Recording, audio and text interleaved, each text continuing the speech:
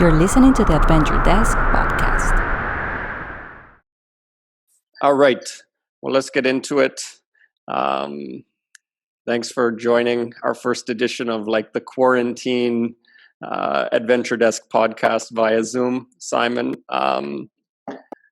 why don't we start by just giving everybody an intro of yourself and what is Kagumu? Am I pronouncing that correctly? Yeah, exactly. Great pronunciation. My name is Simon Willis. I'm originally from the UK, but now I live in Colombia, in Medellin. So I've been here for 8 years, working as a travel writer, an English teacher, a bit of journalism here and there, and then putting together my, so-called expertise in travel and education, merged together these two skills and created Kagumu Adventures, which is a travel agency working here in Colombia and starting to develop more in Peru, which is based on offering responsible trips for schools and adults, and a lot based around the UN Sustainable Development Goals. So we really try to increase our positive impacts on the community or communities that we visit and reduce our environmental impact. Yeah. So we've been going for three years now. Obviously, up until a few months ago, we were expanding and growing quite rapidly. But obviously now we're taking a forced backward seat, and seeing what the future holds. Right. And how long have you been running Kagumu, or how old is the company? From the beginning? About three. I mean, obviously the idea stage lasts quite a while, so that was about 1.5 years. But officially, the company is about 3 years old here in Colombia. So that's about the length we've been working. Obviously, the ideas were before, so the development stage took maybe 1 year and a half. And how does a Brit end up in Colombia running a travel company, socially responsible travel company? Yeah, it's a good question. Initially, I set off, it's quite a complete turn of my attitude, actually. I initially set off as what you'd call an irresponsible traveller. So this was about 10 years ago, 11 years ago now. And obviously just coming out of university, I've been in a job for a couple of years, but a friend and I were traveling around Europe and backpacking and kind of not really looking for the positive impact on what we do is in terms of the community or environment. We just wanted to get out. We wanted to get out of England. We wanted to have an adventure. But slowly but surely, certainly my perspective changed massively on how tourism and travel can really impact societies and the environment. So I ended up in Colombia, about 7 years ago. I volunteered for a newspaper here called Colombia Reports. It's actually an online publication in English. And there I wrote about travel, about sport, about politics, about general culture, learned some Spanish, and then continued to teach a bit as a freelance teacher and write for publications in the US and the UK, magazines and newspapers, and with some contacts and some good leads and good stroke of luck in certain places, I ended up seeing how really travel can affect people's lives in a really profound manner. Having written a few articles and received quite a good response, it was clear that, okay, there's an impact to be had there, but maybe just writing an article is kind of small in terms of the impact I could have, as in what perspective I had on travel. So I decided, why not set up a travel agency, working in a responsible manner and hopefully inspiring people to travel in a responsible manner in the future as well. And you kind of started this. You didn't really have a travel background in terms of running a travel company. You had travel experience. You had been a travel writer. So, what are some of the the things that you weren't expecting as you ventured into creating a travel company in Colombia? No, exactly. No, you're exactly right. And I remember having a conversation with a friend of mine who used to work for a travel agency. He used to work with Exodus, actually, in the UK, and I met him on a press trip. I was writing on this trip about the cycling and the improvement in destinations in Colombia and how it's opened up new routes for cycling adventures. And I had this idea of, okay, there's something missing here. I know a lot of amazing projects here in Colombia, amazing people, but a lot of the big groups that come to Colombia are just doing the same things. And there's kind of a communication breakdown, or maybe it's the cultural gap that's too big, that's really not allowed this to happen in Colombia. So having lived in Colombia for a while, kind of knowing the culture, getting along with the culture, loving the culture, and also knowing what kind of travelers want from the UK, the US, other countries, then I felt that I could kind of bridge this gap. And this was the first idea that I had. And obviously I've not worked in it before. So firstly, the first impression was that it's so amazingly easy to get meetings here in Colombia because everyone's so passionate and enthusiastic about helping you, especially if they think your project is going in the right direction, it's going to help communities. So getting meetings and getting enthusiasm and really getting the project going was a lot easier than I thought.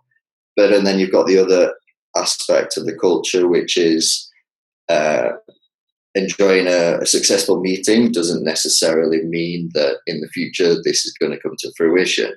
So there's a saying here, a yes doesn't always mean yes here in Colombia. So the cultural differences was kind of a big shock. But I think this is why we're in an advantageous position, living here and having both perspectives of cultures. Nice. And before all of this hit, what were the type of things that you were working on before everything with coronavirus came and interrupted everything? What were you guys preparing for? Yeah, so our normal trips were all set to go ahead. We have small group adult trips and student trips for schools and universities. So these were going to continue as usual. Trekking trips for the adults mainly, and then creativity, activity and service trip, which is CAS trips for students, which would be focused on education and service in the community and basically showing a good way of travel and hopefully inspiring them to travel in a good way in the future, and also create their own projects maybe in the future to help communities in the environment. But the one thing that we were working on for this summer, which is very unfortunate as in the timing, was a summer abroad program. So this would have been a 4-week program for students, university students, mainly from the US, UK, but also Latin America, which would be focused on the UN Sustainable Development Goals. So throughout the 4 weeks, they would visit certain projects, work with certain projects that are working in line with the UN Sustainable Development Goals. For example, responsible consumption. We would visit an organic farm and learn all the process of organic farming and what our consumption choices have, what effect they have on the environment, our health, and the health of the farmers.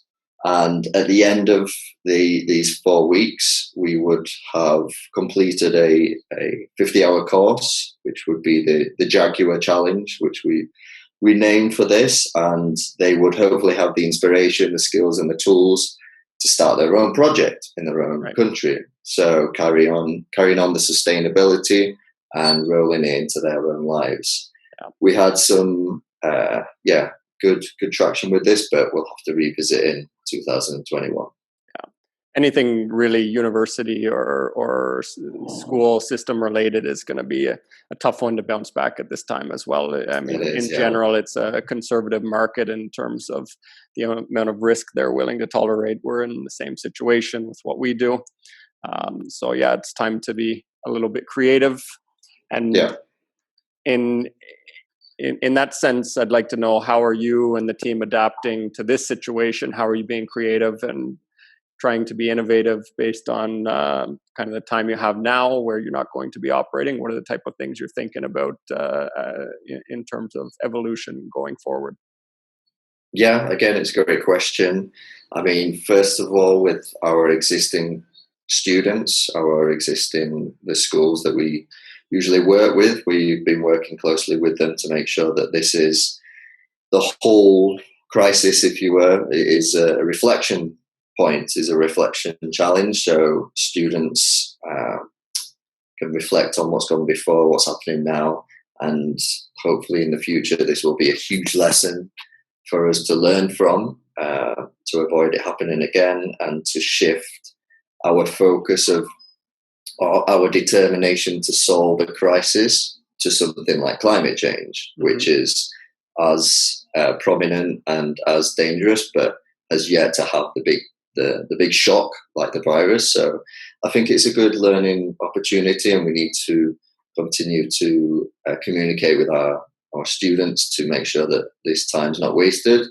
In terms of our company, we're updating itineraries, updating the website. We're adjusting, obviously, the booking terms and conditions, looking at risk assessments, making everything secure for the future. New security issues will have been raised by this, so we need to make sure that we can give the best information and security on this in the future.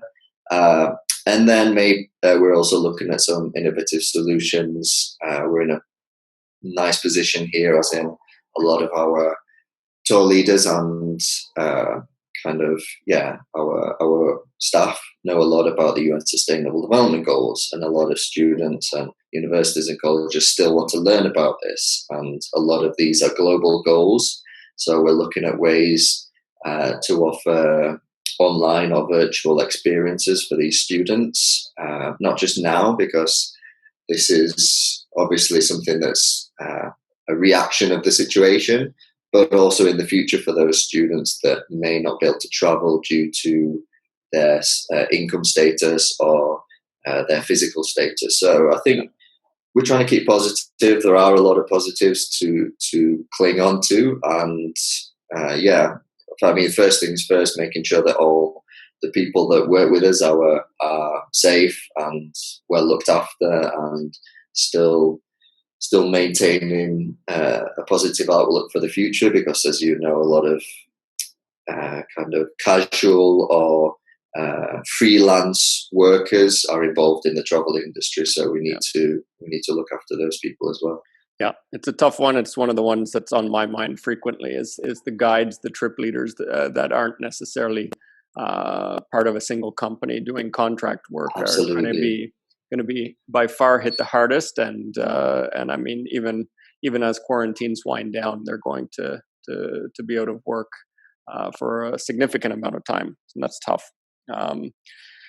Despite that, what is keeping you optimistic? What do you remain optimistic about going forward? I mean, I just touched on it briefly before, but if countries, governments, humanity, general public can move in such a direction from a social norm to being quarantined for the sake of stopping a virus, then we have the capabilities to do that for climate change. If the governments are willing to do it, that's another question, but I feel that this has given me a lot of positive feelings, as in people do care. When the chips are down there, they can change their life situation for the good of humanity and Earth. So this is the biggest positive for me.